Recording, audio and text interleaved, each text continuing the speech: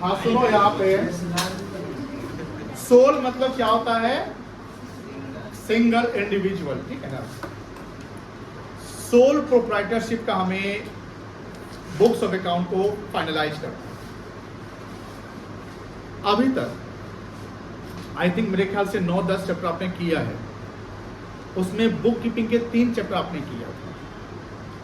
हम अगर उसको सीक्वेंस से यूज करें तो पहला आपका है जर्नल, सेकेंड है आपका लेजर एंड थर्ड क्या आपका ट्रायल बैलेंस। ध्यान सुनिएगा बेटा, बहुत इंपॉर्टेंट है, बहुत मजेदार चैप्टर है एंड अच्छा लगेगा बनाने में। एक सवाल बनाने में आपको आधे घंटे, 1 घंटे, हो सकता है 2-3 घंटे आपको लग जाएगा एक सवाल बनाने में। अब ऐसा क्यों होगा? आपके मन में एक ही सवाल में 3 घंटा लग जाएगा तो और सवाल कैसे बनाएंगे एग्जाम में? आप फर्स्ट टाइमर हैं, 3 घंटे में क्या एग्जाम आप देने वाले जो होंगे, जो एग्जाम हॉल में बैठेंगे, उसके लिए आप 2 साल यहाँ प्रिपरेशन करेंगे। तो फर्स्ट टाइमर को टाइम लगता है, आपको समझाना भी मेरा काम है, जब तक समझेंगे तब ना आगे बढ़ेंगे। लेकिन जब रिपीटेटिव जब आप उसी सवाल को बनाने लगोगे तो समय क्या होगा? एकदम कम होने लगेगा। तो घबराना नहीं। जैसे आपने लेजर में आप लोग घबराएंगे, इतना लेंदी है सर, कैसे बनाएंगे, 2 घंटा लग जाता है एक सवाल बनाने में, इतने सारे पेज पर। आगे हम लोग समझेंगे तो सब इजी हो जाता है और टाइम भी कम लगता है। जैसे सोल प्रोप्राइटरशिप की जब कहानी करते हैं, आपकी किताब में गुरमान नाम का प्रोप्राइटर है, उसी से शुरू हुआ था सवाल, ट्रायल तक वही चला है। गुरमान ने बिजनेस स्टार्ट किया, यही ना था? गुरमान ने बिजनेस स्टार्ट किया, हमने उसका जर्नल कर दिया। जब भी हम अकाउंटिंग करते हैं तो एक कॉन्सेप्ट को फॉलो करते हैं जिसका नाम है बिजनेस एंटिटी कॉन्सेप्ट। इसका नाम है बेटा business entity concept and that concept tells us that the proprietor and business both are separate from each other from the accounting point of view. जहां पर बिजनेस के ही ट्रांजैक्शन को बिजनेस के बुक्स में रिकॉर्ड करेंगे, प्रोप्राइटर का कोई पर्सनल अगर कोई भी एक्सपेंस या इनकम होता है तो उसका बुक्स अकाउंट में रिकॉर्ड नहीं करें, यही ना जानते हैं। हम जब जर्नलाइजिंग करते हैं, जर्नलाइजिंग में सबसे इंपॉर्टेंट चीज होता है उसका डेट। क्या होता है important? Date of transaction sequence होना चाहिए, कोई दिक्कत नहीं। जब जर्नलाइजिंग कर लेते हैं उसके बाद का नेक्स्ट स्टेप जो आता है बुक कीपिंग का, वो आता है आपका लेजर, खाता बही। लेजर का सबसे इंपॉर्टेंट जो स्टेप जो पॉइंट होता है उसका प्लेस, जगह। लेजर में हमने क्या देखना है? उसका जगह। जैसे परचेज का सामान, परचेज हमने किया गुड्स को, तो किसके जगह पर डालते हैं? परचेज जहां जिस जगह पे परचेज वहीं डाल दीजिए। हमने सैलरी पेड किया तो सैलरी की जगह पर डाल दीजिए, जहां सैलरी पड़ा हुआ वहीं पर डाल दीजिए। हमारे कैश के एलिमेंट से कैश अकाउंट में डाल दीजिए। चेक वाले एलिमेंट है बैंक अकाउंट में डाल दीजिए। डेटर वाले एलिमेंट है डेटर अकाउंट में, है ना? तो कहने का मतलब है कि जर्नल के लिए हमारा इंपॉर्टेंट पॉइंट होता है उसका डेट, डे बाई कर देंगे। और लेजर के लिए हमारा इंपॉर्टेंट एलिमेंट होता है प्लेस, जहां पर जिस अकाउंट हेड बना रहे हैं उसमें उसी का हम इंफॉर्मेशन लिखेंगे, उसके अलावा दूसरा इंफॉर्मेशन नहीं लिखेंगे। जैसे कैश अकाउंट बना रहे हैं तो उसमें क्रेडिट ट्रांजैक्शन रिकॉर्ड नहीं किया जाता। लेजर में जब हम ये जो लेजर करते हैं, लेजर जब हम पोस्टिंग करते हैं तो लेजर में पोस्टिंग के बाद जो उसका मेन चीज होता है वो होता है बैलेंसिंग। बैलेंसिंग समझते हो? बैलेंसिंग के लिए हमें क्या देखना है कि लेजर के दोनों साइड को देखना है, debit side and credit side. और जब दोनों साइड देखते हैं तो हमें दोनों साइड में डिफरेंस पता चलता है। क्या पता चलता है बेटा? डिफरेंस। डेबिट साइड ज्यादा हो किसी का और किसी का क्रेडिट साइड ज्यादा होता है। तो हम बैलेंसिंग करने के लिए हम जिस साइड ज्यादा है उसके ऑपोजिट साइड में हम बैलेंस को फॉल करते हैं, यही ना कॉन्सेप्ट कहता है। डेबिट साइड ज्यादा है तो बैलेंस फॉल करते हैं वो क्रेडिट साइड में, और क्रेडिट साइड ज्यादा है तो बैलेंस कहां फॉल करता है? डेबिट साइड में। और वहां पर लिखते हैं सीडीज, बैलेंस सीडी। क्या लिखते हैं बेटा? Balance CD. CD for carry down. Balancing इसलिए कहता है जिससे हमको at the end of the year, at the end of the month हमें ये पता चले कि कौन से पार्टिकुलर अकाउंट्स में कितने बैलेंस पड़े हुए हैं। फॉर एग्जाम्पल कैश अकाउंट लेते हैं तो कैश अकाउंट जब हम बनाते हैं तो कैश में जितने पैसे आए डेबिट साइड, जितना पैसा गया क्रेडिट साइड। एंड देन हम जब बैलेंसिंग करते हैं तो आया और गया में बैलेंसिंग में जो मेरा बैलेंस पड़ गया, कैश का जो बैलेंस डेबिट बैलेंस होता है पॉजिटिव होता है। तो कैश अकाउंट का बैलेंस हम चेक करते हैं तो 12,590 रुपया दिख रहा है। मान लेते हैं कितना दिख रहा है बेटा, 12,590 दिख रहा है। अब as an expert, as a cashier, as an accountant, as a businessman, you must check your physical cash balance as rupees 12,590। अगर 12,590 मेरे बुक्स में बैलेंस कैश में दिख रहा है तो मेरे पास फिजिकल भी कितना होना चाहिए, 12,590। एक बार एक फार्मेसी स्टोर पे एक सामान खरीद रहे थे, तो हमने 4 आइटम मतलब 4 मांगा। उसने बोला सर 4 नहीं 3 है, एक ये दे दे। हम कहे यही दीजिए, 3 ही दीजिए, छोड़ दीजिए। तो वहाँ बैठा हुआ जो अकाउंटेंट था, जो एंट्री करता है, बोलता है देखो तो इन्वेंट्री में तो 4 दिख रहा है, अरे 3 कैसे है? इन्वेंट्री में कितना दिख रहा है, यानी उसके कंप्यूटर सिस्टम में कितने दिख रहे हैं बेटा, 4 स्टॉक। अब फिजिकली कितना पड़ा हुआ है? अब क्वेश्चन बन गया ना, ये कहाँ गया? आप एम्प्लॉय पे डाउट कर सकते हैं, या ये भी हो सकता है कि आप अपने एक बेचा होगा जिससे आप कस्टमर ने कैश दे दिया होगा, उसका आपने बिल नहीं दिया होगा, एंट्री नहीं मारा होगा। ये भी हो सकता है ना कि हमने बेच तो दिया बट उसका एंट्री हमने नहीं किया। अब जब एंट्री नहीं की तो फिजिकली तो एक निकल गया, बोलो हाँ है ना, लेकिन आपने सिस्टम में दिख रहा है, घटा नहीं दिख रहा है। तो 4 का 4 वहां दिख रहा है सिस्टम में, लेकिन फिजिकली कितना है, 3। लेकिन आपको उसका रीजन पता ही नहीं कि फिजिकली हम बिना बिल का ही बेच दिए, कि स्टाफ कोई पी गया या स्टाफ बेच के पैसा अपने पॉकेट में रख लिया। Anything might happen. इसलिए बुक्स ऑफ अकाउंट कितना जरूरी है, अकाउंटिंग कितना जरूरी होता है, इसका इंपॉर्टेंस समझोगे तो कहीं ना कहीं ब्रॉड सेंस में इसकी जरूरत हो पड़ते हैं। क्योंकि जहां फंड का इन्वॉल्वमेंट है वहां अकाउंटिंग, जब अकाउंटिंग को प्रॉपर नहीं करते हैं तो फंड का इम्बेजलमेंट, फ्रॉड, स्कैम, ब्लैक मार्केटिंग, ये सब होता है। आप देखते हैं मार्केट में जितने सामान बिकते हैं ना, टीवी, फ्रिज, कपड़ा, ये सब, इस समय पता है क्या होता है, जब वो ट्रक से सामान आता है कहीं बाहर से, उसमें समझ लो कि 25% अनबिल्ड गुड्स रहते हैं। अनबिल्ड का तो सामान वहां से फैक्ट्री से निकला, लेकिन उसका कोई बिलिंग नहीं करवाया। जब बिलिंग नहीं करवाया तो जीएसटी नहीं पड़ेगा। मेरे पास वो सामान आ गया कम पैसे में, हम कस्टमर से जीएसटी के नाम पे चार्ज कर रहे हैं, जीएसटी भी हम अपना रख रहे हैं, उसका बिल प्रॉपर दे नहीं रहे। कस्टमर को पता ही नहीं कि जीएसटी का बिल है क्या, ये फेक जीएसटी का बिल है। बट आपने उसके अकाउंट्स, आपने अपने बुक्स अकाउंट उसको मेंटेन नहीं किया। क्यों नहीं किया? क्योंकि वो अनबिल था, उसका कोई भी रिकॉर्ड नहीं रखना है, क्योंकि वो आपके पास कैश रखना है।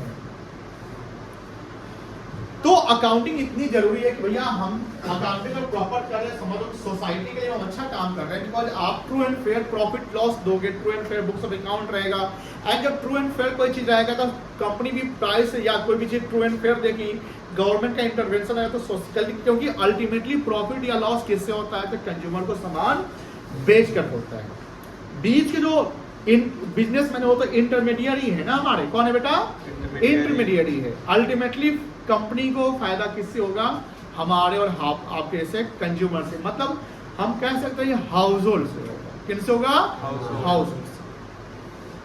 तो जो बैलेंसिंग हमने कैश का किया या बैंक का किया, किसी चीज का किया, बैलेंस करने के बाद हमारा जो थर्ड स्टेप होता है वो होता है ट्रायल बैलेंस। वेरी इजी, हाँ ना जी। ट्रायल बैलेंस आप क्या देखते हैं बेटा? एक debit column and credit column, उसमें अकाउंटिंग हेड जाता है। लेकिन मेरा एक सवाल है कि मान लो कि सर हमने डेटर को 10 लाख रुपए का क्रेडिट सेल किया और 10 लाख वो 2 महीने बाद पूरा पेड कर दिया, डेटर का कितना बैलेंस आएगा? 10 लाख का क्रेडिट सेल हमने किया और 10 लाख उसने पूरा पेड कर दिया, कितना डेटर का बैलेंस आएगा? 0 आएगा। बैलेंस ही नहीं बचेगा। डेटर से पैसा फ्यूचर रिकवरी करना है।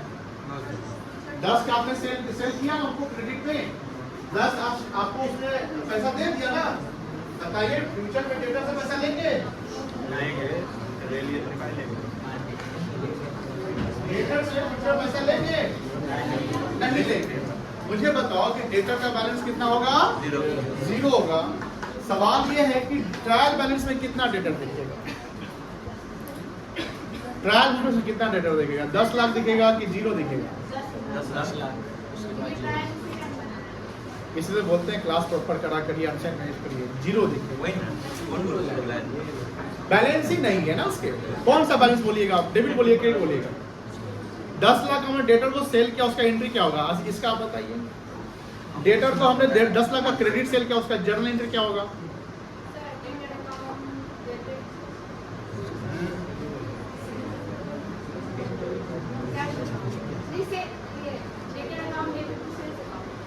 दस लाख डेटर से हमने पैसा रिसीव किया, उसका एंट्री क्या होगा?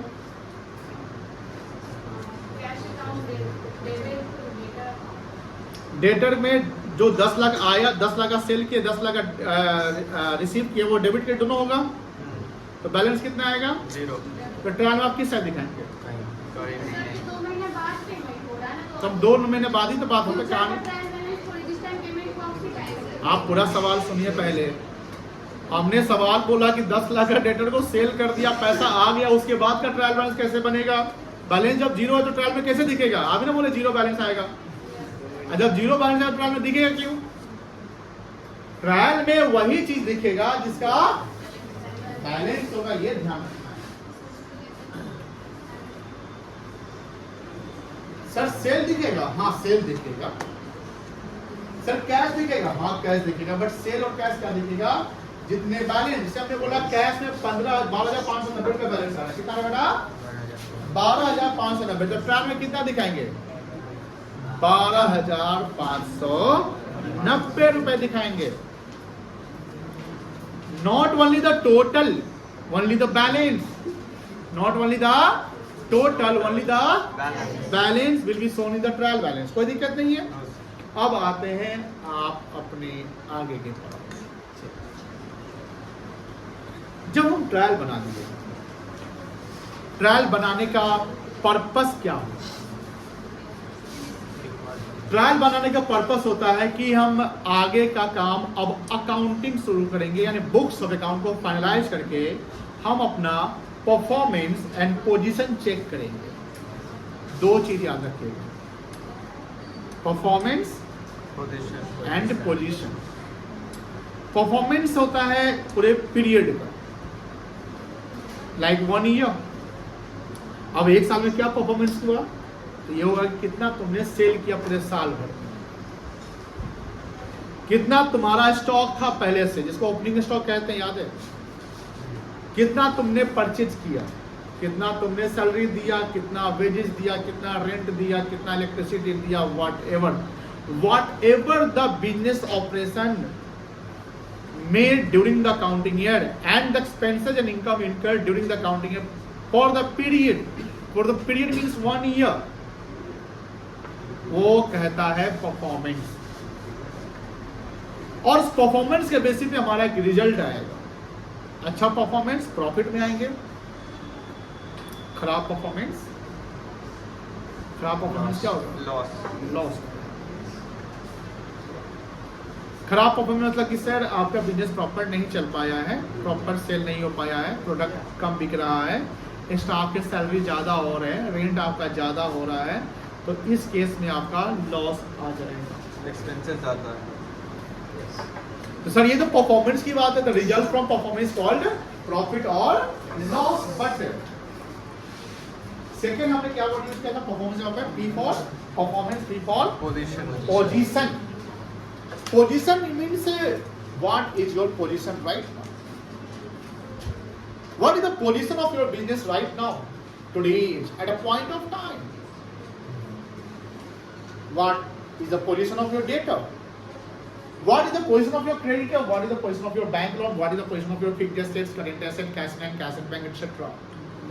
What is the position of your liabilities? What is the position of your assets? इसके लिए हमें बैलेंस शीट बनाने पड़ेंगे और हमें पोजीशन पता करना पड़ेगा हमारे एसेट्स का और लायबिलिटीज का, कि तुम्हारा क्या कैपिटल का पोजीशन है, तुम्हारा क्या बैंक में बैलेंस है, क्या पोजीशन बैंक का है, क्या डेटर का पोजीशन है, क्या क्रेडिटर का है, सेल्स का पोजीशन है, सेल्स का क्या परफॉर्मेंस रहा है जी, कितना साल में सेल हुआ, ये बताइए। कितना बैलेंस शीट में, कितना तुम्हारा फिक्स्ड एसेट का वैल्यू है, ये पोजीशन है। क्या तुम्हारा कैश है, क्या डेटर है, क्या है पोजीशन। और पोजीशन हमेशा, जैसे हमने याद होगा एक चैप्टर पढ़ा था अकाउंटिंग इक्वेशन, कौन कौन पढ़ा था, हैंड रेज करेंगे। अकाउंटिंग इक्वेशन सब लोग पढ़े थे।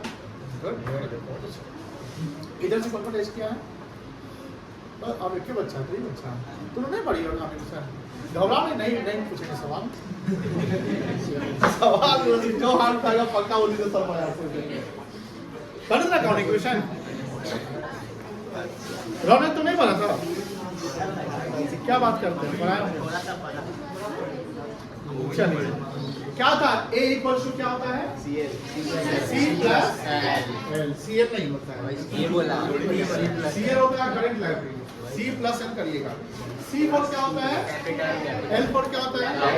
तो ये अकाउंटिंग में जो आप इक्वेशन बनाते हैं A equal to C plus L, this is your position. हमें इसी का बैलेंस शीट बनाना है। क्या बनाना बेटा, तो बैलेंस शीट में एक जो साइड होगा वो लायबिलिटी और कैपिटल का होगा और एक साइड किसका होगा, एसेट्स। यस सर, याद करो वो दिन, याद करो वो दिन यस जिस दिन हमने एक छोटा सा एक बैलेंस शीट दिखाया था, याद है। यस किसी को याद है तो बताइए, हम पूछेंगे नहीं, बस बता दें कि याद है कि नहीं, पता है, बस झलक बताए थे।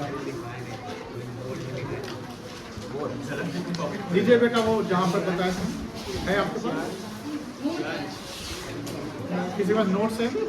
हम किसी से नहीं पूछेंगे, बस खाली बता दो। नहीं है, आई थिंक जर्नल या लेजर में था। इसमें था सर, अकाउंटिंग कभी इक्वेशन तो भूल गए। अकाउंटिंग इक्वेशन में था सर, बैलेंस शीट।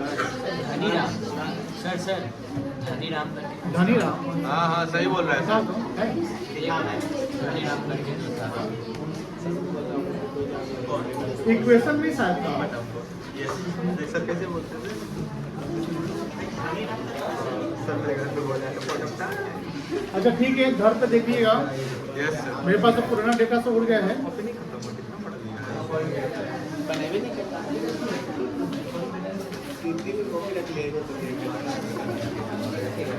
खैर छोड़िए बेटा।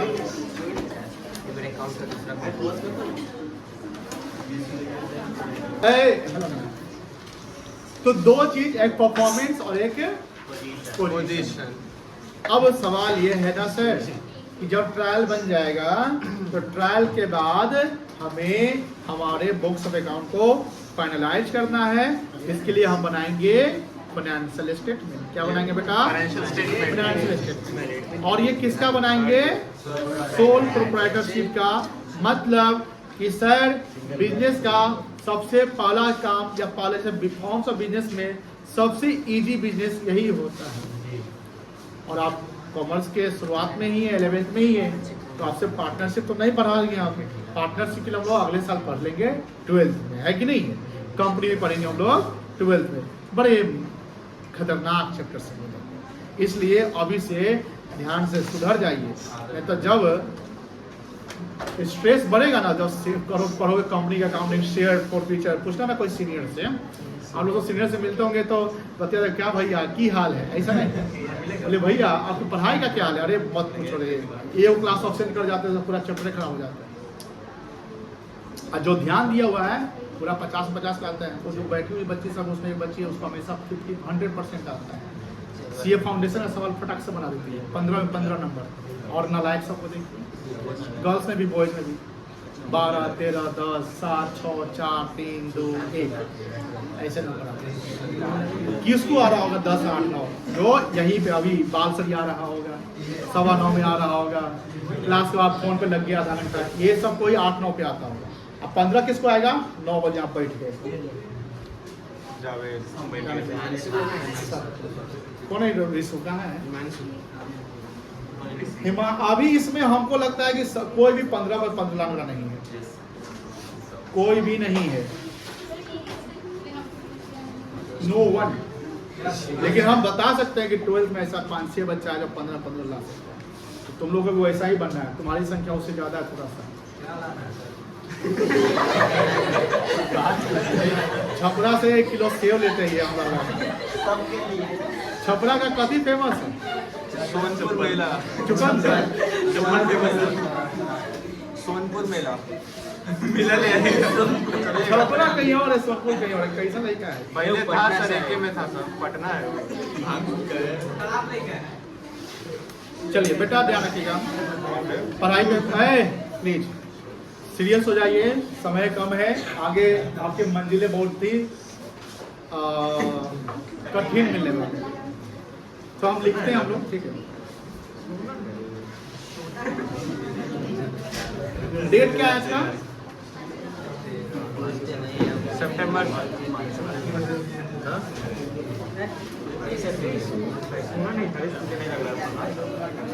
हाँ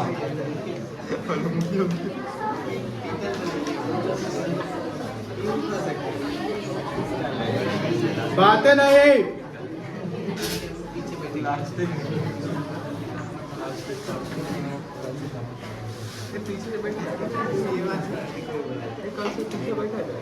लिखो फाइनेंशियल स्टेटमेंट, बातें नहीं। Shivansh sir red pen red pen नहीं सर हम लिए थे, लो ना यार, लेके भाग गया। लिखना है sir financial statement red pen से भी लिखना इज अ स्टेटमेंट मेरा कॉपी रख देगा बनवा दिया था लिखा वाला तो which is इसमें से कोई वो लिखते रहो बाद में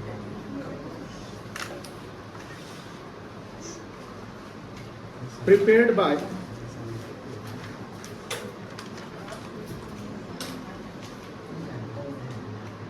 a businessman for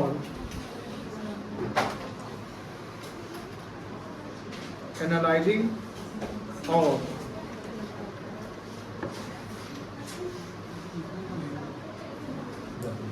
finding the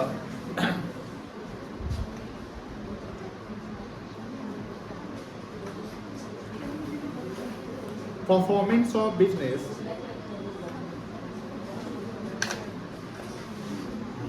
for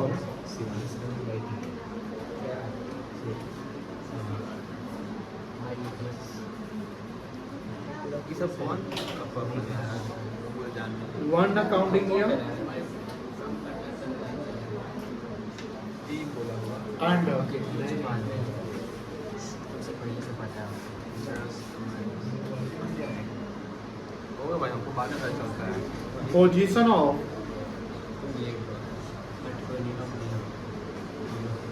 assets and liabilities क्या होता है चेक कर at a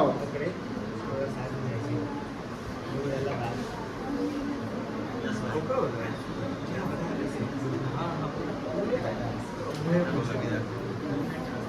particular point of time.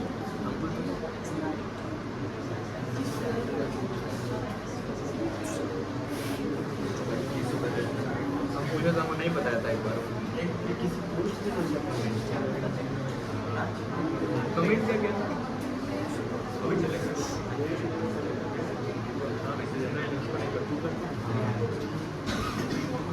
Financial statement is also called मेरा इससे पहले कुछ नहीं था हम सब अच्छे से कौन क्या तो बजट मेरा final account.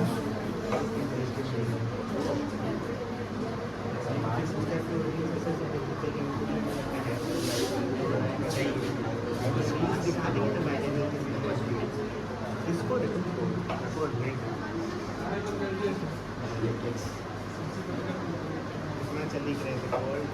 आपस में बातें नहीं करनी, 3 बेच बात कर रहा है। Final account is a part of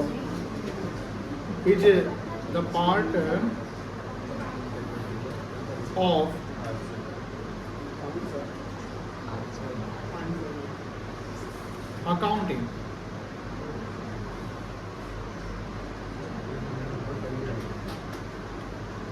It is not the part of ये सब पॉइंट है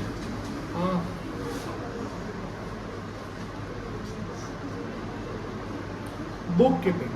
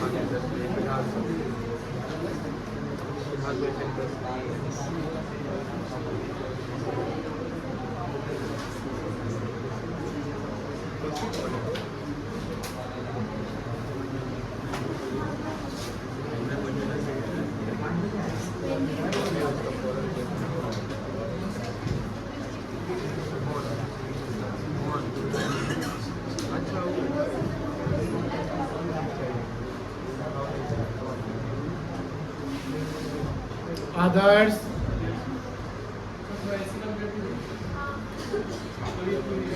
किसको?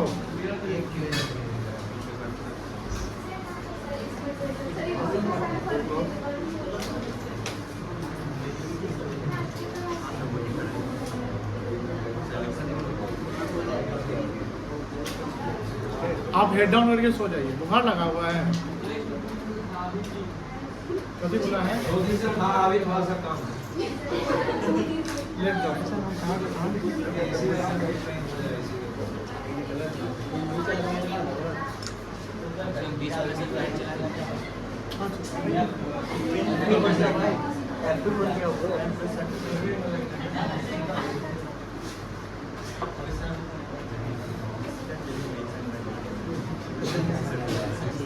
अच्छा भाई ये बता